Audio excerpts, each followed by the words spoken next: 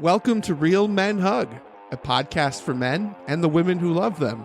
On this show, we jump into the deep end and talk about some of the most challenging issues that we've faced in our lives. And by doing that, we want to invite you into the conversation and encourage you to have similar conversations in your life. I'm Ben. And I'm Jim. Welcome to the show. A couple of episodes ago, you had the opportunity to hear my story of how my identity was formed. That was an episode that both Jim and I were planning on telling our stories that were related to identity. But what ended up happening as we recorded was a lot of the focus shifted to my story. And it was a little bit awkward because I, was on a roll telling my story. And that's kind of uncommon. And it's an area of life that I'm working on, being more open and vulnerable with the people that I trust and who have proven to be my people. What ended up happening, though, is poor Jim didn't get to tell his story of identity in as much detail as I did. So we figured, let's revisit that, and we're going to revisit it from a slightly different angle. Instead of focusing on Jim's identity, which you'll hear about, I'm speaking about Jim as if he's not in the room here with me. Sitting right across from you. Hi, Jim. Hi. We record in studio facing each other, in case you're curious. Ben is kind of smirking at me with his goatee and beautiful mustache. Yes, it's a work of art. It took a lot of time to grow. Let me just reel the tapes back a little bit when Ben is apologizing for talking as much as Jim does. I loved that we got to hear your story. And sure, it was in the show notes that my story was, but that was part of the conversation, that it just made more sense to talk about your story because that's the flow that the conversation was taking. And I don't need to necessarily share mine in the moment. Trigger warning for this episode, I'm going to be talking quite a lot about my anxiety and depression. And it gets pretty deep into that depression. So if that's something that you're struggling with right now, it might not be the right episode for you. But because I'm going through some depression right now, and I went through a long period of some pretty significant anxiety, it made sense for this show's flavor to be a little bit more about anxiety and depression that has my story as a framework, if that makes sense. Yeah, that makes a lot of sense. As we talk about anxiety and depression, not only is this a theme or an experience you went through, Jim, but I'm over here too. Like, these are things that have been very present in my life. The earliest memories of anxiety that I have to do with tests and with academic performance, losing sleep in elementary and middle school over things like tests or book reports or things like that. And also, I deal with social anxiety a lot less today than in the past. It's something that I've been working hard on, but it's definitely been a thing. I tend to get pretty sweaty and worked up and anxious when I'm around people under certain circumstances. I've had times where I was out prospecting for my sales jobs and just driving around the building that I was supposed to stop at repeatedly and never going in through the door to talk to the potential client. So as you tell your story, I just wanted to throw it out there that you're not alone in this. I've definitely had my share of anxious moments with all of the losses that I discussed on the identity episode. Depression is also a pretty real thing. So I'm right there with you. It's interesting that you mentioned your childhood because for me, I honestly don't think, in spite of what I did go through with, a divorce, my parents were separated when I was, I think, 6 or 7 years. I think I was 7, and they divorced when I was 10. Oh, wow. So there was a 3-year period. Yep. That's a long time when you're a kid. I don't remember them together at all. I remember each of them individually, but never in the same room. Like, I remember my mom reading to me and like doing devotions with me or, talking at the end of the night or whatever. And then I remember my dad playing bear trap with me, where he would go on the floor and we would try to race across his legs, and he would try to like grab us and catch us and bring us into his chest. And that was something that we played with him a lot, and we really had fun doing that. So that's a pretty formative memory for me as kids. But again, those are apart. I don't remember them really together.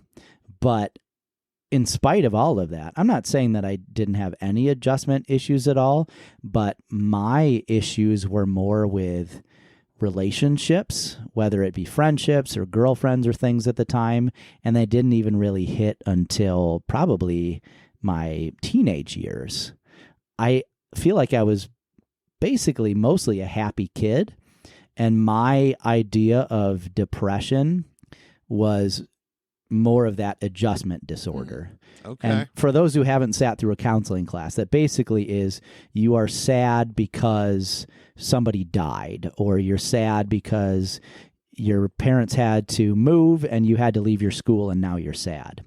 That's not depression. That is, you're going through a tough thing, but you get over it. Right. It can lead to depression, for sure. Yes. But that's what I thought. It's just, like you get sad, but I was such a happy kid. I was totally wrong about the depths that depression can reach and the chemical aspect of it. Something that I think a lot of people don't understand, for me, especially with anxiety, it doesn't always line up with what's happening right in that moment. You might have test anxiety and you freak out right before the test and you're panicking during the test.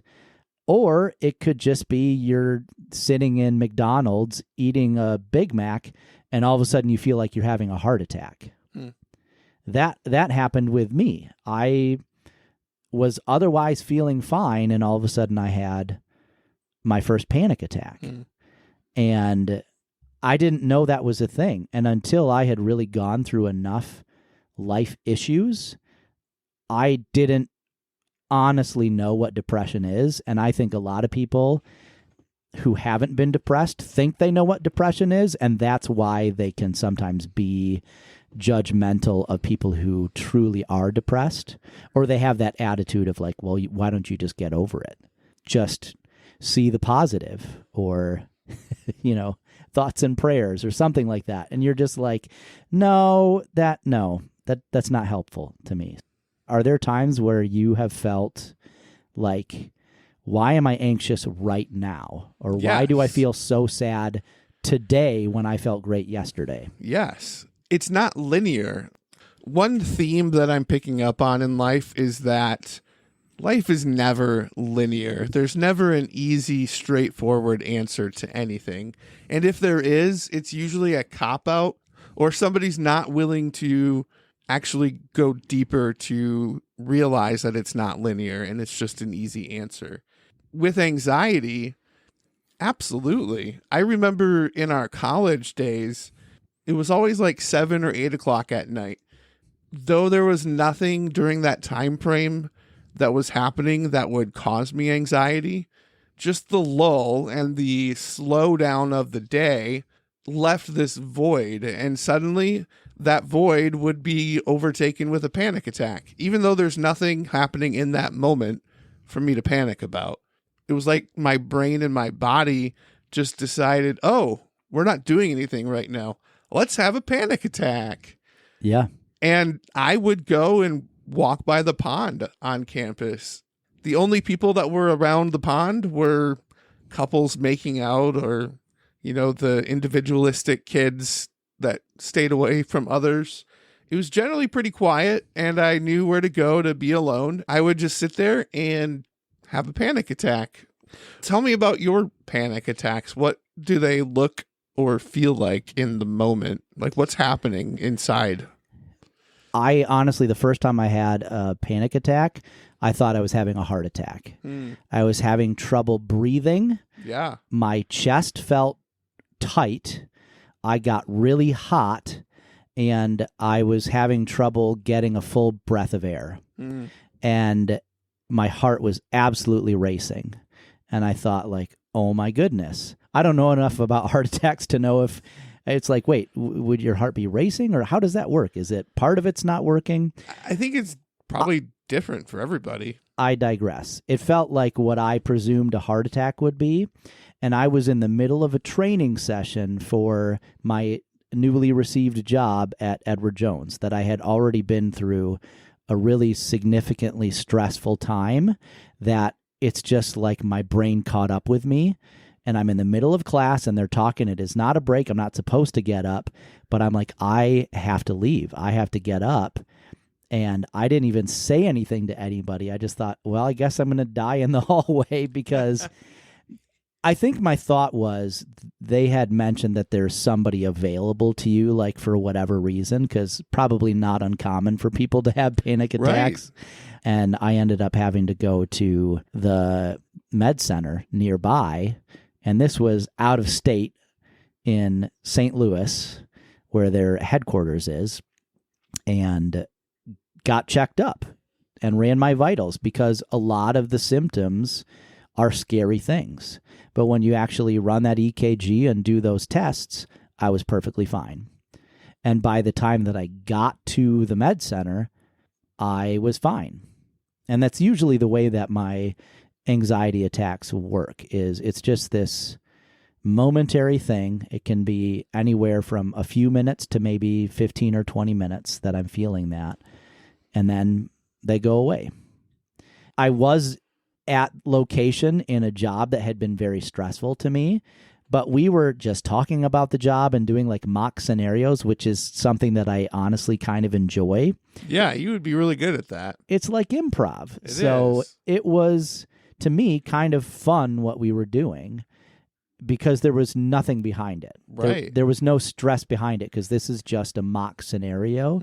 And I was doing really well, honestly. People were complimenting me for how I was doing, but my body didn't care.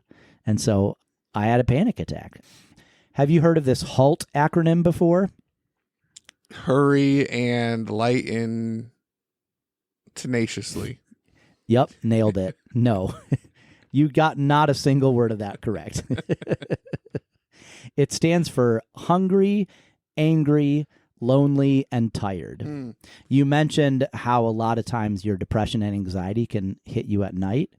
You could be all of those things at nighttime. Yeah, it's true. You're by yourself. You're obviously tired or sometimes tired. You might be angry about something that happened during the day. And for me, a lot of times I go to bed and I'm hungry because it's been a few hours since I've eaten. And it's like, man, I could really use a snack right now. So you can be all of those things, and that can trigger that depression, that anxiety. And you have a minute to slow down where there's nothing else you need to do but fall asleep, and all of a sudden all those thoughts pop into your head. So I have that too. Some of my darkest thoughts and some of my most self-defeating thoughts happen at night and when I'm in the shower. Interesting. Yep. I get both in the shower. The warm water's hitting you, the hot water's hitting you, and you feel great and it's refreshing. And other times it's all I'm doing is washing myself, and I have time to think about how this is not how I thought my life would be at this point. Yeah, it's an idle moment. What are you going to fill that time with? It's an idle moment. Yep.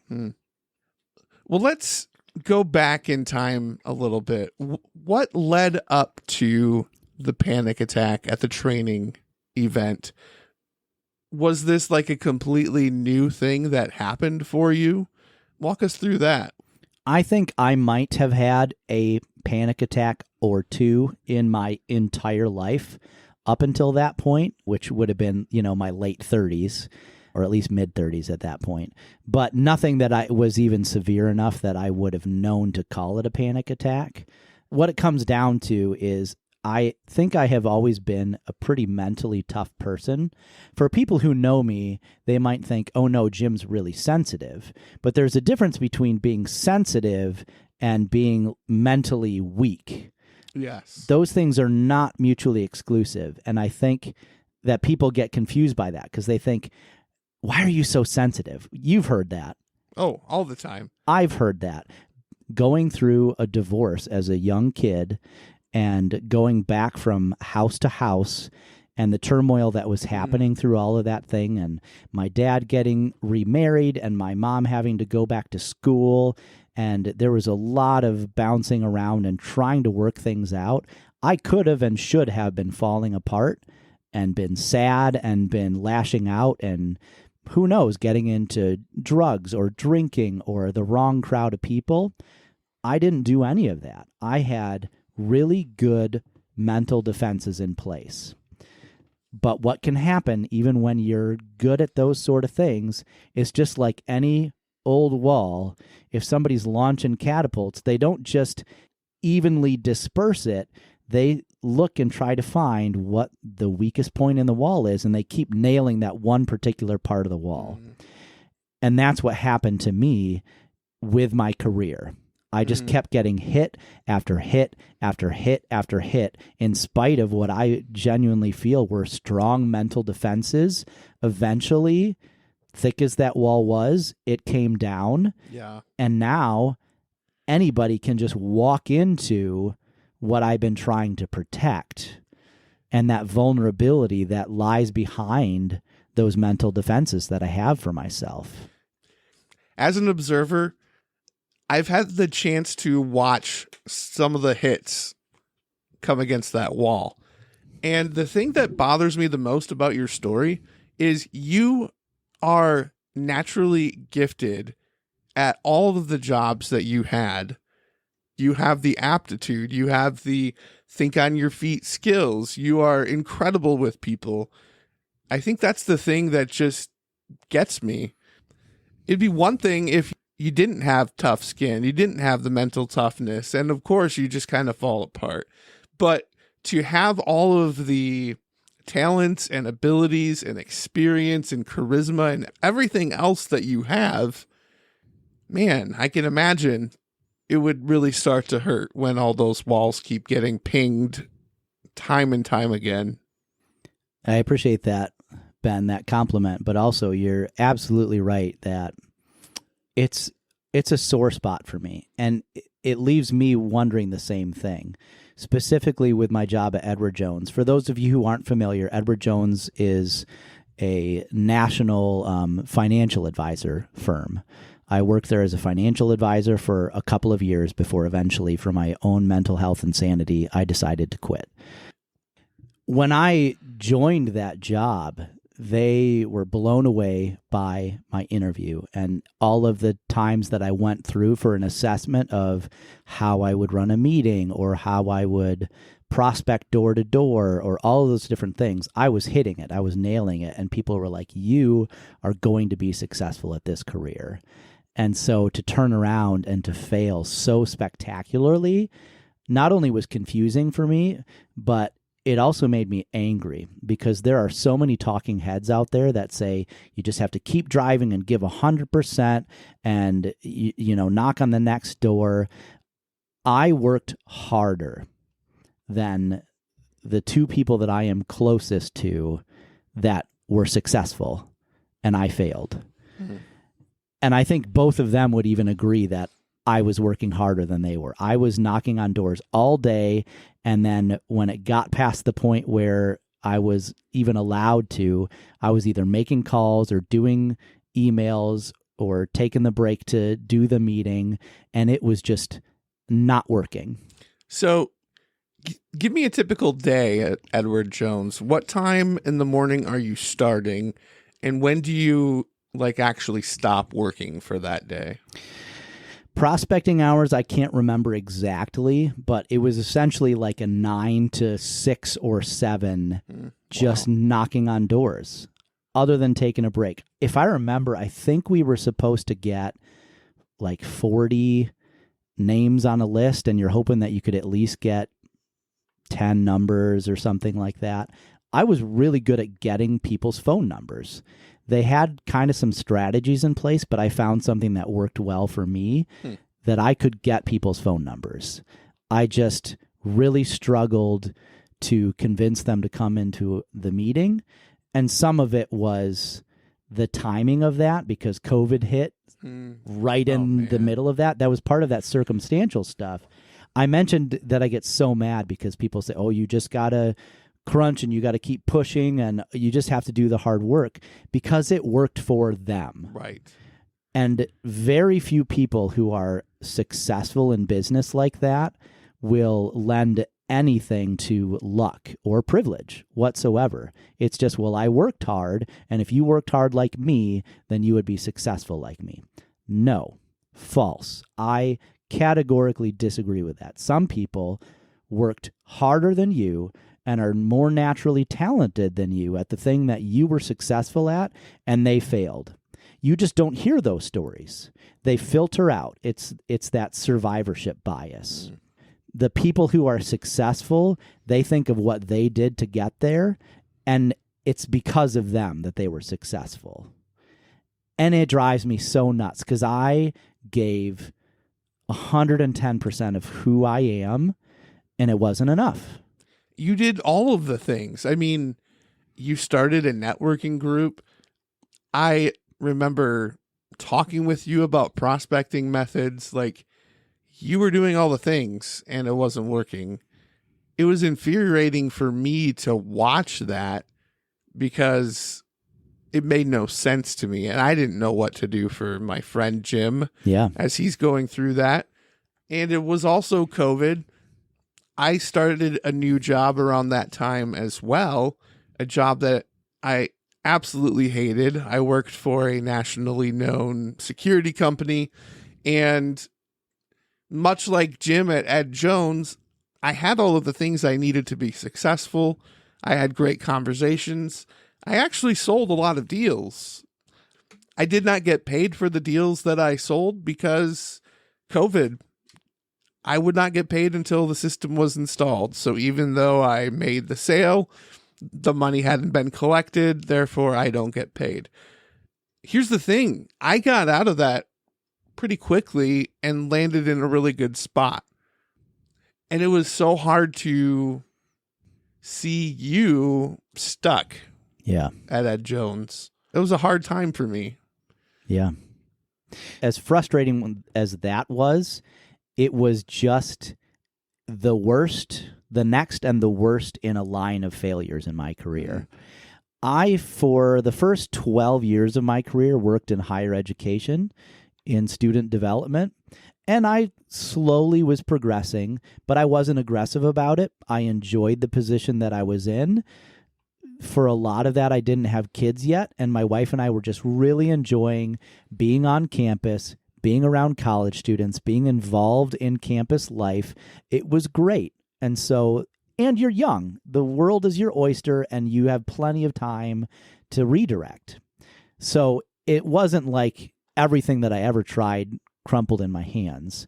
But in 2015, it was May 5th, 2015, I scheduled an appointment with the vice president of student development to talk to him about how I could be more involved, because I felt like I wasn't being fully utilized for how passionate I was about the job.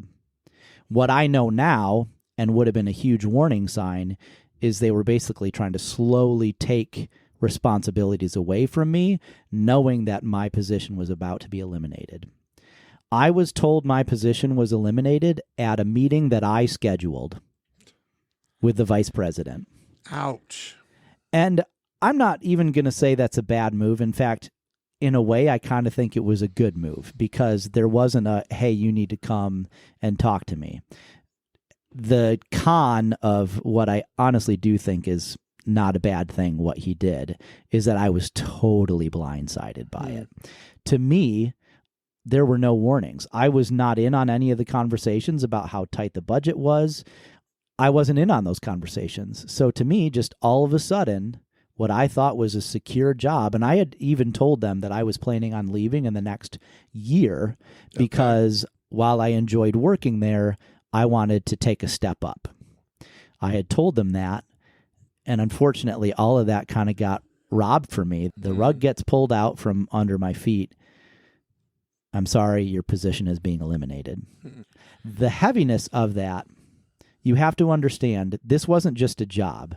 This was my entire community and my home, which was attached to my job. And that sense of security, all of a sudden, I need to move out and I have no idea what the future is going to hold. It's just all gone. In a meeting that you scheduled. In a meeting that I scheduled. Wow. I had a love and hate relationship with my job at the university. Some of my best years were there, but I was also not treated well a lot of the time there. I'm not going to say everybody was terrible and everything was bad. I was done dirty, as one of my friends said to me after I was let go.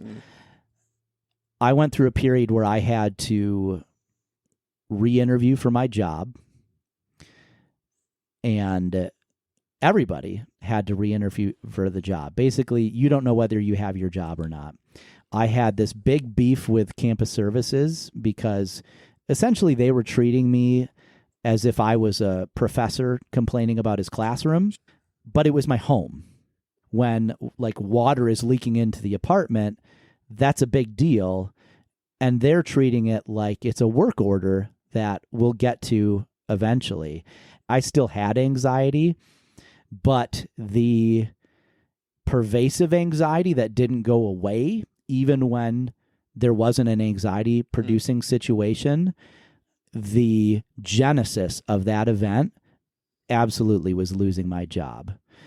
You mentioned your identity being wrapped up in being a traveling speaker and what everybody expected you to be. You were good at it. You were nailing it. You were young and yet still this aspiring great guy that people had sought out. That's how I felt in this role. I felt like I was respected. I felt like people liked me.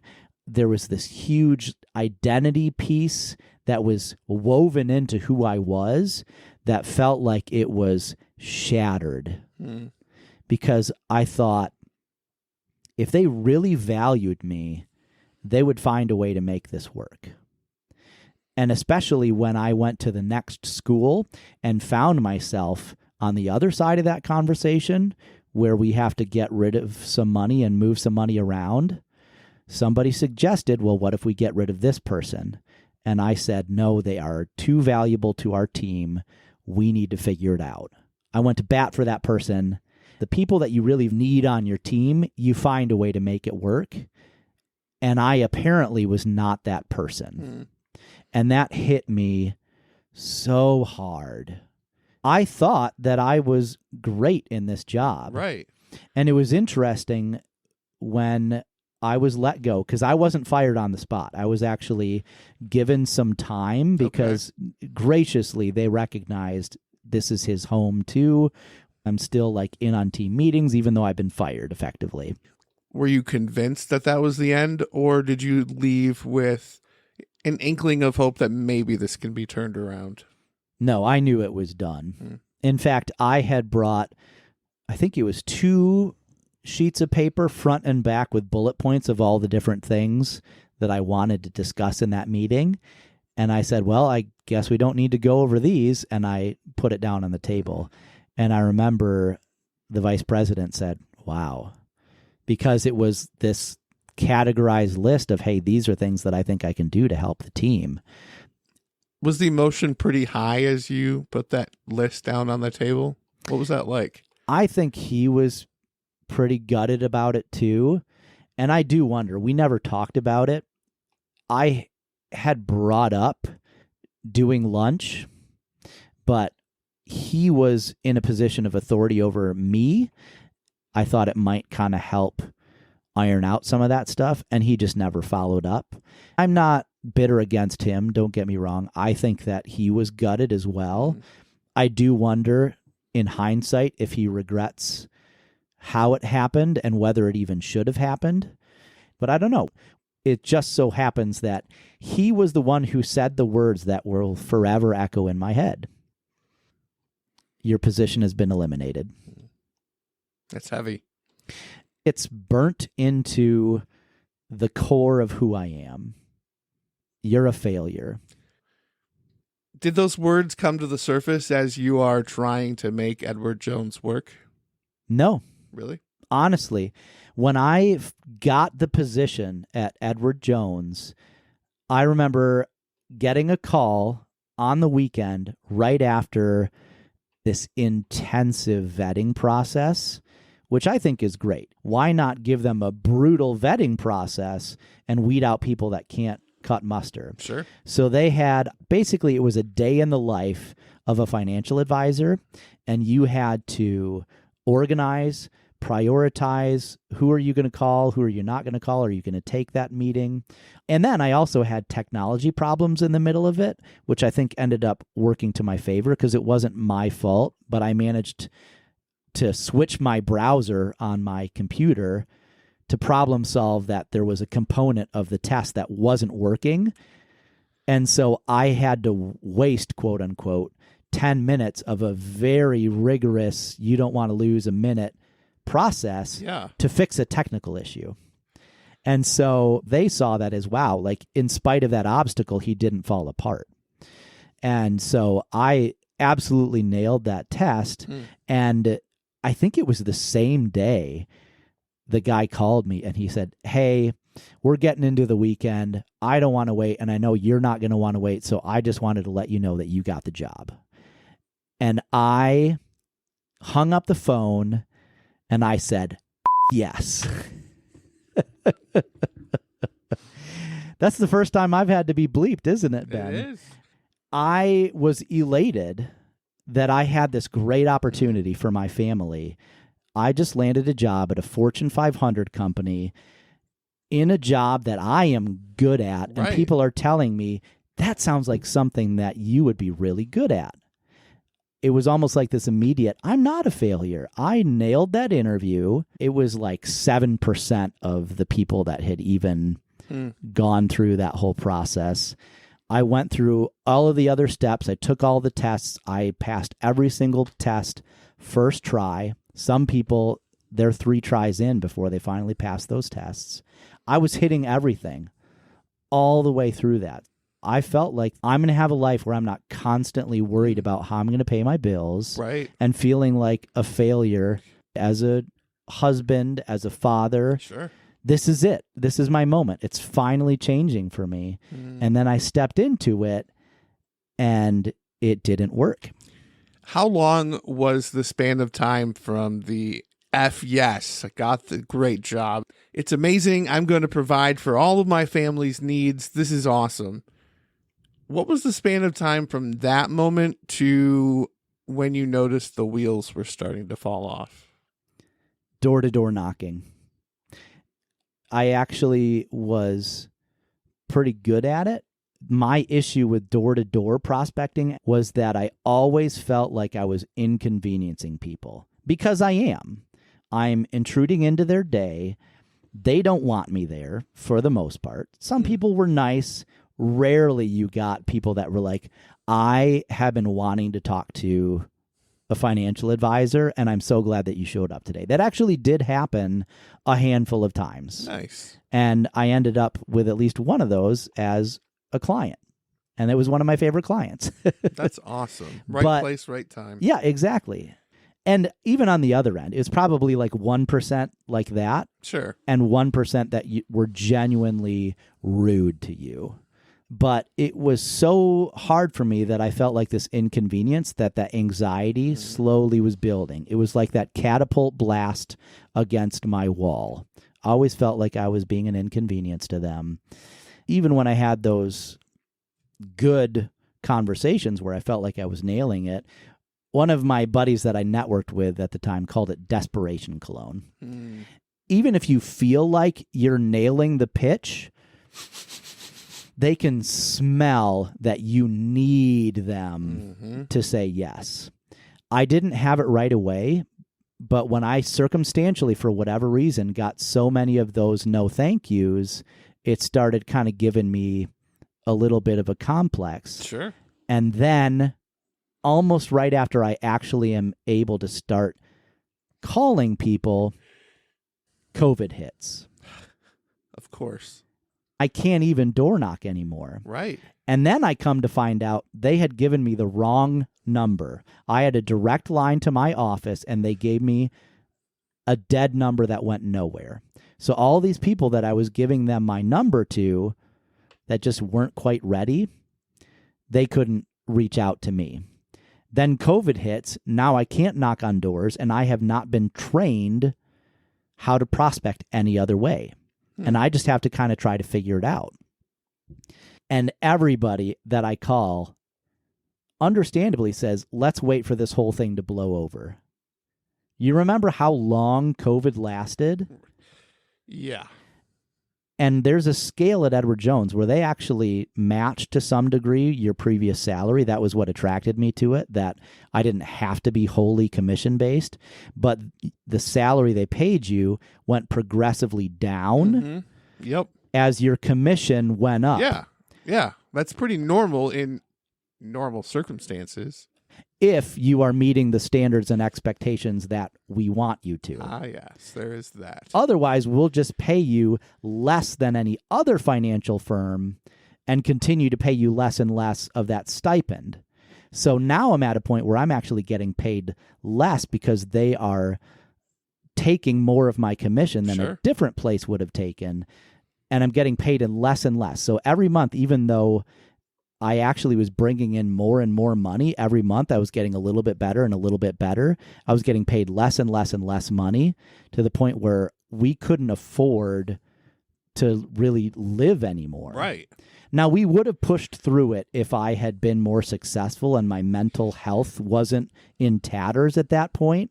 But it was kind of that insult to injury that even though I was actually getting better at my job, right, they were paying me less. Yep, I can relate. It was the same with ADT. Again, when I started, they put me on a stipend very similar to yours that gradually went down because the idea is as it goes down, you're selling more and your earnings are coming from your commission. With a worldwide pandemic, sales have a way of slowing down, and I'm sure it was the same with people's money. Yeah. People didn't want to move. They didn't want to do anything. They just wanted to wait to figure out what was happening with this. That is not when people wanted to shift anything over. Right. And we were also going through a period of time where it was like 10 years of prosperity.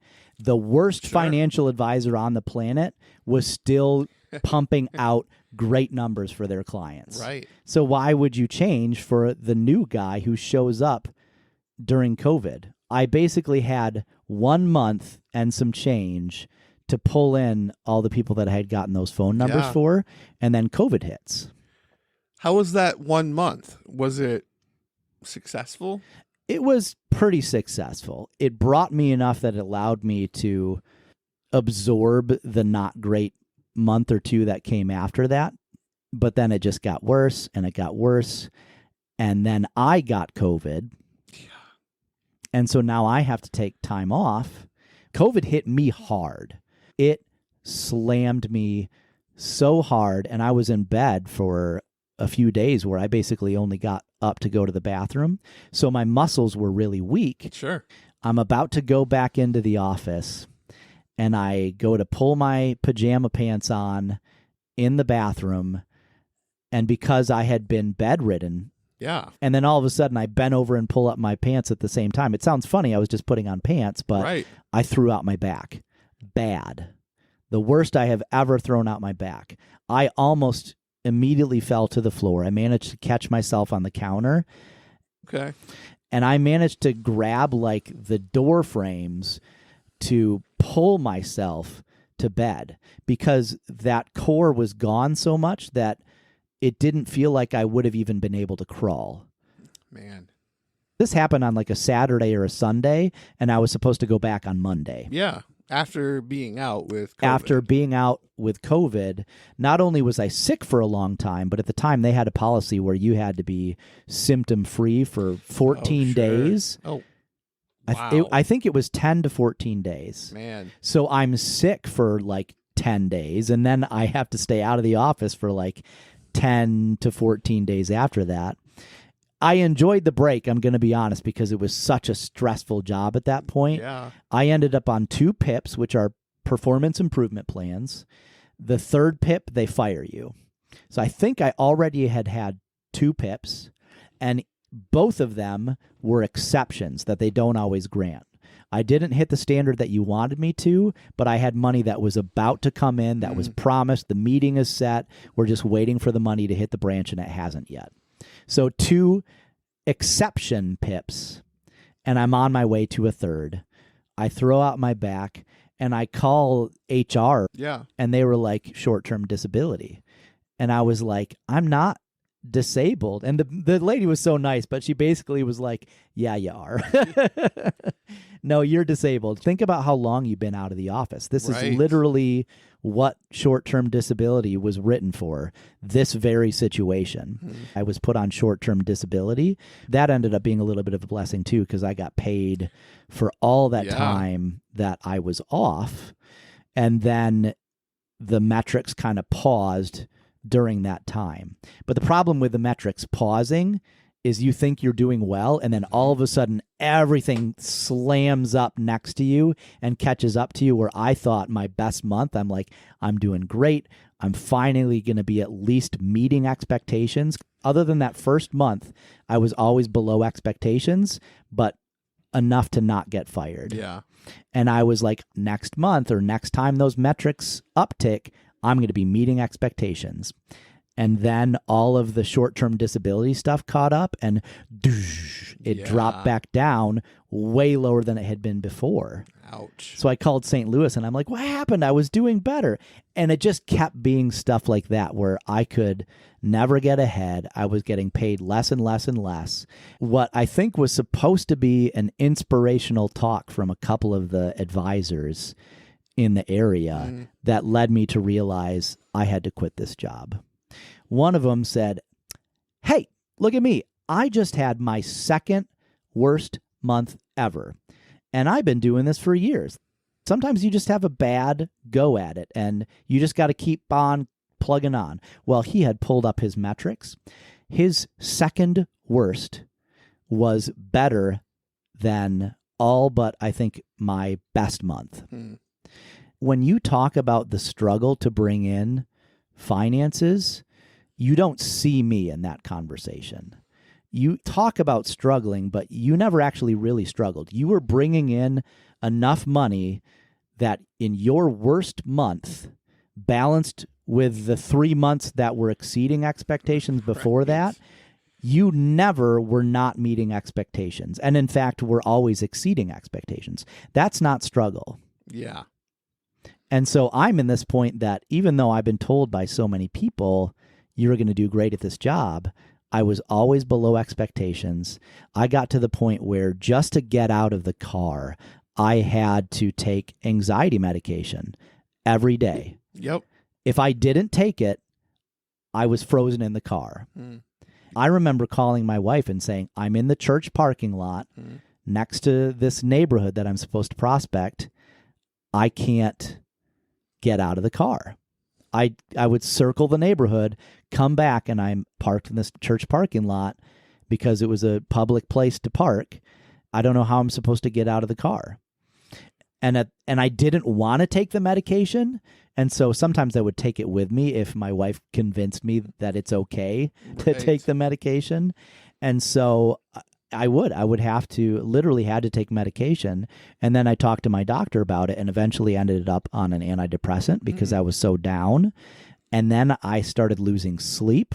So they put me on another, it was a twofer. It was to help me sleep, but also it was another antidepressant. Okay. So I was on 2 antidepressants and anxiety meds, and I still was absolutely falling apart.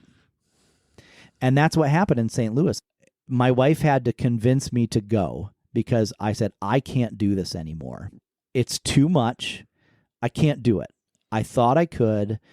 I knew it was going to be tough and you just have to push through, but it's too much. I can't do it. And she basically was like, at first she kind of started acquiescing, and then she was like, no, you have tried too hard to do this. You're going on this training thing. You have to go. And I went, and I'm glad she pushed me. And I had a good time, but yeah. Then I had my panic attack in the middle of class. I ended up going to the hospital, and when I came back, it just was this continued litany of it was never enough. It was never enough. I think I had already had the conversation with the one financial advisor about his second worst month. And then another financial advisor called me, and he was like, dude, you need to be pulling in $500,000 every month.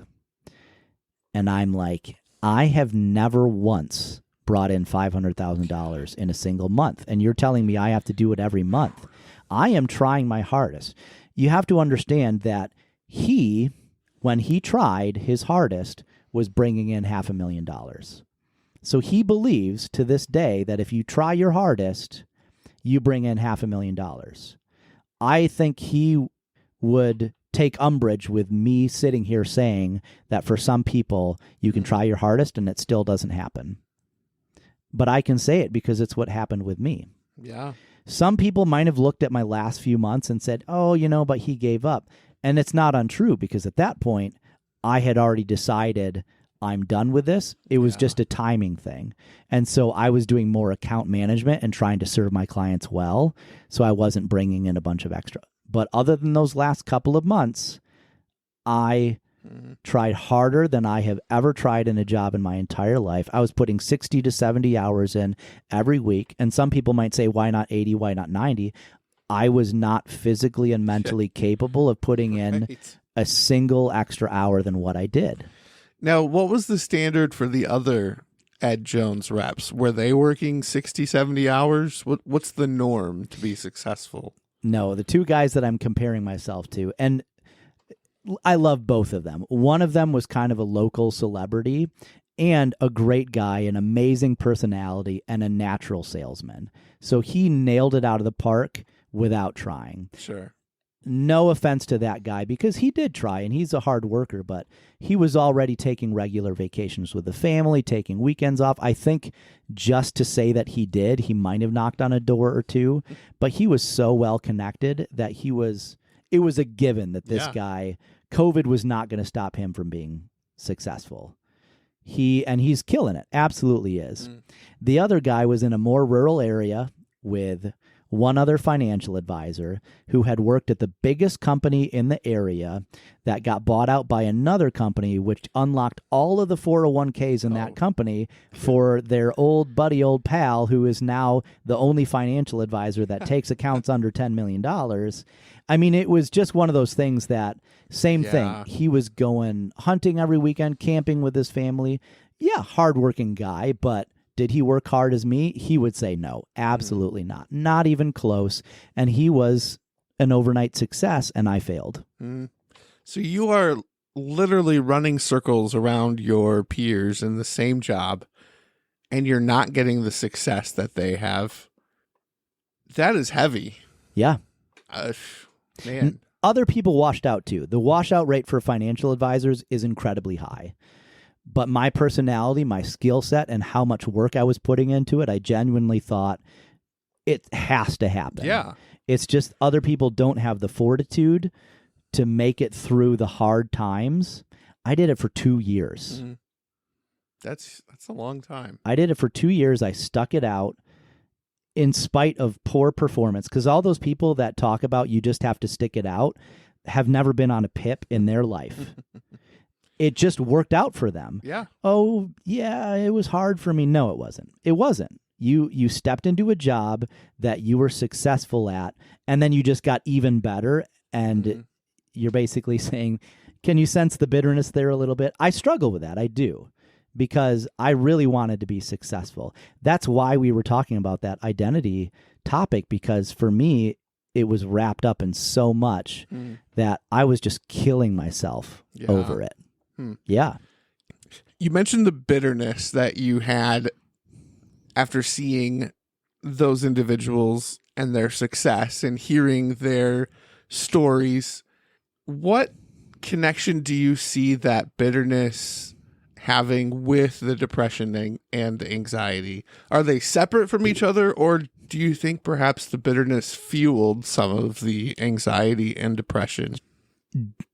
I don't know how to answer your question. Did it fuel some of that anxiety? I think it was not the reason why I left.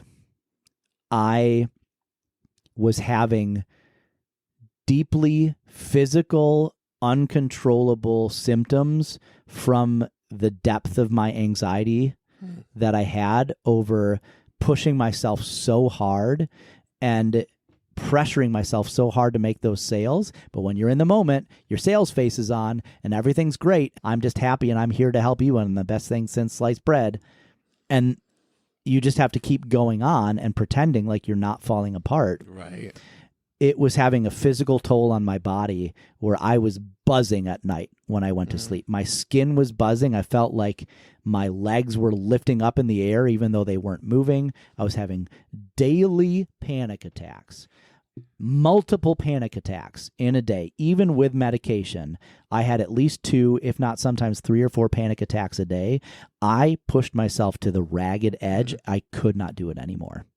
It was just this very physical reaction that I couldn't shake. And it was actually my wife that essentially gave me permission to quit. We both were invested in this. We had put so much time and energy. Yeah. It's that sunk cost thing, right? I've done so Absolutely. much to get as far as I have. But my wife said, Jim, you are not yourself anymore. You can't keep doing this job. Yeah, it's not worth it at that point. And so I was like, you're right. I tried my hardest. I was the guy that check kept getting punted down the road. For other people, they get it right away, and that's the shot in the arm that they need to continue. Yeah. I don't know a whole lot of people who make it as far as I did, failing as much as I did. There wasn't anybody else in our region. So I was doing the worst for still being there out of anybody else in the region. Right. Man. Because everybody else quit. I don't think anybody in my cohort anyways, I don't think anybody failed out. It was so much that they quit. Sure. So I was now obviously technically I quit too, but I was 2 pips in and I was perilously close to that 3rd pip. Yeah. It was pretty much effectively that, I wasn't going to make it. Man. So it was tough. And so that became Jim's identity. I am a failure. I am not good at anything. Nobody cares about you. You failed your family. You are going to be stuck in a job for the rest of your life. Yeah, man. So that's the part of it where I can get over things, and I am. I'm working on trying to recognize that your job doesn't define you. But there is that component that when you're under a certain point, there's nothing you can do about the fact that you want to do something and you just can't do it. Right. As great as your budgeting in this market right now, I am so fortunate that we bought a house when we did before the market exploded. I wasn't one of those lucky souls that bought it back in like 2008, but we did buy it before it went crazy. And what was it, like 2020, 2021? During COVID. Yeah. It just skyrocketed, and we bought it right before that. Man. So we were already thinking, oh, man, we bought the house at the worst time. We could have gotten such a nicer house if we would have, or so much cheaper of a house for the same house. And then when we landed it and we saw the prices going up and up and up. So don't get me wrong. I know that I'm lucky. And when I look from a global scale or even national scale, I know I'm blessed to be in the position that I am, that I have a house, that I have a car, warm food, electricity, all of that kind of stuff. But I'm not going to be going on the annual vacation to Disney. And that's the part that it's hard to mentally get over. It's something that I'm working on for sure. But there is that level that, I want to make a certain amount of money that I'm not feeling like I'm always drowning from a financial standpoint. How did your kids respond? What impact did that season at Edward Jones have on your boys? I think that my boys were young enough that it didn't have a huge impact on them. And as I've mentioned before, that is one of my strengths, that in spite of everything else that's going on, I was showing up in my kid's life. It wasn't to the degree that I was like yelling at the kids or whatever. The kids kind of just saw zombie dad for a while, but he wasn't angry dad. He wasn't bitter dad. The side of me that they saw, I don't think had an impact. I think I have to be more careful now because it's been such a long period of want and frustration that things didn't turn out. Because this stretches back to 2015. It's 2024 now. Do the math. It's been a long journey that the finances have not been lining up for our family. And so I think now the kids, why can't we live in that house? You know, the new development across the street goes up and they're like, that would be nice to have that house over there. And it's like, we've got a great house, dude. Like, I don't know if you realize this is a nice house. Yeah. They each have their own bedroom. Yeah. We're on a third of an acre. It's perfectly fine for our family of four. But we go to a richer school district where we're on the lower end of the income bracket. Yeah. That's where now I think the kids see some of that, maybe some of that bitterness seep out of dad, that I try not to express some of that to the kids. I don't want to screw them up just because I'm going through a tough time. I want them to see if you're doing something that you love, then great. I used to have this philosophy, do what you love or make enough money to do what you love. I never expected to find myself in a position where I didn't have a choice for either. Now you're in a job that is not your favorite and it's not paying you enough money to do what you love either. Yeah. So what do you do then? My whole identity had been shaped around that. My wife and I have this running joke, just 2 more years. Just 2 more years. Yes. You've probably been saying just 2 more years since 2015. Since 2015, we've been saying that because it was always like, well, this job will take a minute to get traction, or you have to build up your business here, or, well, that didn't work out. 2 more years of this, and it's always just 2 more years, and it's always 2 more years after that. So, man, we've talked about this a little bit behind the scenes. What's that balance for you? Is Ben amazing and that's why he got this great job? Do you feel like there's a luck component to it? I was actually thinking in the same direction. I mean, to find the perfect fit employer, they need to be looking for an employee at the same time you're looking for a job. And just to get those two to match up is dumb luck.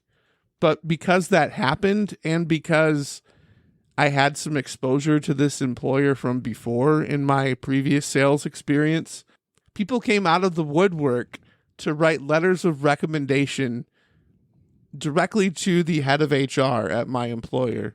They volunteered. So it was like the stars aligned. There was a need for a new employee, and I checked all the boxes and came in with a crazy amount of support behind me. That's rare. Jim, it's hard for me as your friend to be in the position that I'm in and to see the amount of work and investment and time and everything you've put in.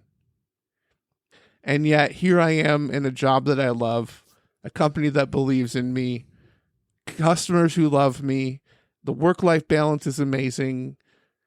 And it sucks because I look over at you and I just want the same for you. Yeah, I do too.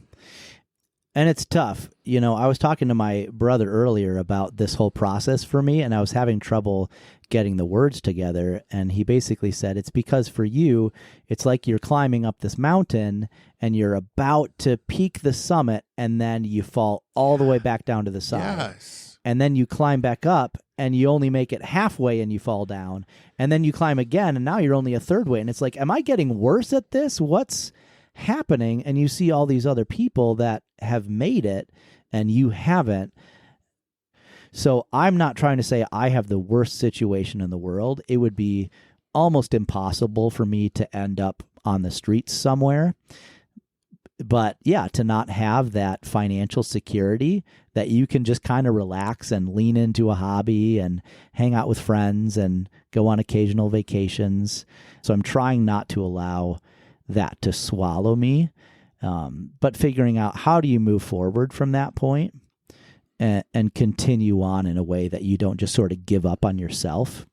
Well, as we wrap up, how do you do that? I mean, you've been walking this path in a lot of ways since 2015. Why do you keep going? I have always made decisions based on what I felt like was best for my family. The divorce rate for financial advisors is insane. I think it's insane for sales in general. Sales in general. Yeah. Because you have a bunch of type A people who are driven to win no matter what, that when their wife told them to quit because it wasn't working, they said, no, I almost have it. I'm waiting for this account to come in. Things are going to get better. They missed that beat that was basically their wife saying, you need to stop. This is killing us. And they end up crushing the relationship. Maybe the job works out. Maybe it doesn't. But the marriage didn't. Right. And that happened with me in higher ed, too. I was right at the cusp. I was one position away from financial security, where I would have been in a 6-figure job, benefits, doing something that I loved. Yeah. But in order to do it, I would have had to hop from state to state to chase that next position because it was a pretty niche role that I was in. It was a needed role, but there aren't a ton of them, so you have to jump from state to state to get what you want. I couldn't do that to my family. So in spite of the fact that all of my job skill set, education, and experience was in student development, I quit the profession for my family. And I had to start over. I have to remind myself. That's something that I think grounds me. You know what? You are a happily married man with 2 beautiful boys. That has been your priority, and that's what's going well in your life. Comparison is the thief of joy. And I have to remind myself that I need to find the things in my life that are bringing me joy. And that theme that we keep bringing up in these episodes, you need to find your people. Because not everything in your life is always going to go the way that you want or expect it to. You need to find the things that bring you joy and provide you that identity, because it's not just one component that defines who you are. That's very true. At the end of this episode, I've sat and listened and felt your journey and the losses, the falling down the mountain and having to climb back up. I can identify with so much of that, despite the fact that your vocational life has been challenging. There are other things that are going well for you. And as we're doing an episode about depression and anxiety as it relates to your journey, I can't end this episode without pointing out something that to me is so obvious. Just the fact that I'm in this chair with a microphone in front of me, headphones on, recording a podcast with a friend who's been there in the exact right times throughout my life over the last 20 years. I went through a season where I was on a different podcast and it ended badly. And it was like tumbling down the mountain, and I didn't want to climb back up that mountain. I was like, that season is done. I'm not going to do this podcast thing. But then Jim comes along and we meet up at this reunion and we just start to share and catch up. Not only are you a damn good dad and husband, you are a damn good friend. You could have, out of bitterness or envy or jealousy or whatever else, been like, whatever, this Ben guy, not going to go there. But no, you've chosen to continue to step in, and even though you have fallen down the vocational mountain, you cared enough to be like, oh, I see somebody who also tumbled down a mountain. I'm going to go help them climb back up. Like, who does that? Thank you. You're doing great. I'm just holding on to hope that you'll find what's next vocationally. I don't know what to say, Ben. That's generous of you to say. And I think it just serves as a good reminder to me that just because you're going through a season in your life doesn't mean that you can't be there for other people. And to me, that is who I am. As much as I try to shape myself into a mold of what society tells me I'm supposed to be, I feel the most myself when I'm there for other people and spending time with other people. I guess my encouragement to people who are listening to this is, if you're in that spot where you're not where you expected in your career, you desperately wanted to get married and you're not, you really wanted to have kids and you haven't been able to get pregnant, it's okay to not be okay. You just have to put one foot in front of the other,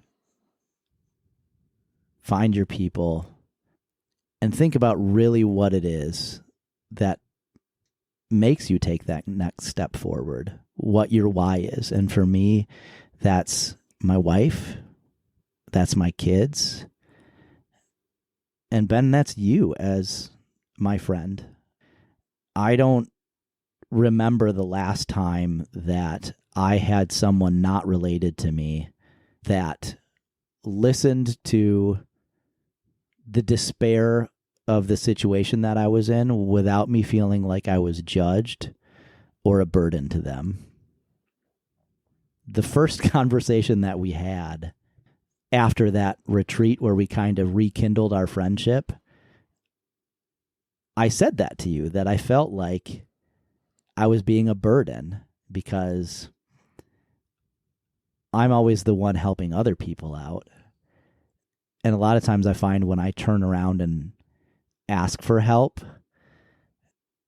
I don't get it. So right back at you, Ben. Thank you for being there for me and supporting me, because it means a lot. And being able to share this with other people and helping them through it means a lot. That's why we do what we do. We do it because it's forward motion. The reason that I asked you about your boy's response to your depression and anxiety is because there was a season where my son did notice that I was depressed. And in my depression, I couldn't put one foot in front of the other. I was stuck. I was stuck for a period of probably 9 months. And when I say stuck, I mean stuck. Like, sit in one room and can't get up and leave. Not engaging with my son the way I needed to for him in that season. Stuck while my wife is trying to reinvent herself and go to grad school and do all these things so that she can fill the gap. And so my encouragement for listeners is, if you're the type of person that gets stuck, do what I did and take Jim's advice and just do it ugly. I mean, just do it even though it's not perfect. Perfection is such a struggle for me, and it's the one thing that keeps me from doing things sometimes, because if I can't do it perfect, I'm not going to do it at all. That's what my depression and anxiety tells me.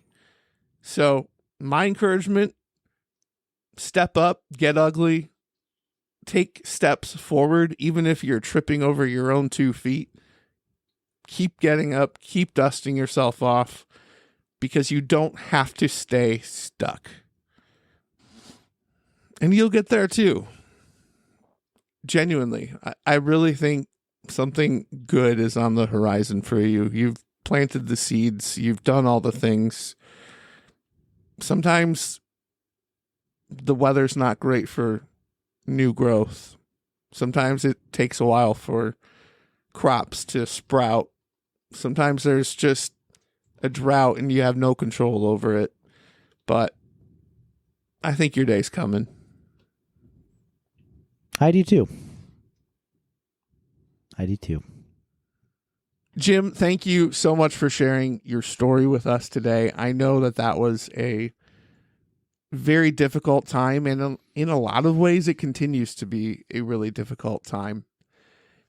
If you, our listeners, are walking through a challenging time, I hope you take our advice. Find your people. Who are the people who will be in your corner that you're not a burden to, that you can just tell them, this is what I'm up against, and it sucks. You need those people in your life, so find them. Perhaps you are stuck in your depression, very much as I was. If that's the case, please talk to a doctor. If depression is taking over your life, perhaps it's time to get some help. There is nothing wrong with reaching out and saying, I need help. Don't keep these things inside of you. Your life is far too valuable to keep all of this in and not tell anybody. That's an awful way to live, and it will rob you of so much joy. So don't stay stuck. Get help. And know that you are not on this journey alone. There are people who care about you. When you fall down that mountain, they'll help you dust yourself off, get up, and keep climbing. Thank you so much for joining us on this episode of Real Men Hug. Remember, real men hug, and real listeners rate, review, and subscribe. Share the love, share the hugs. See you next time. I like that. Do, do, do, do.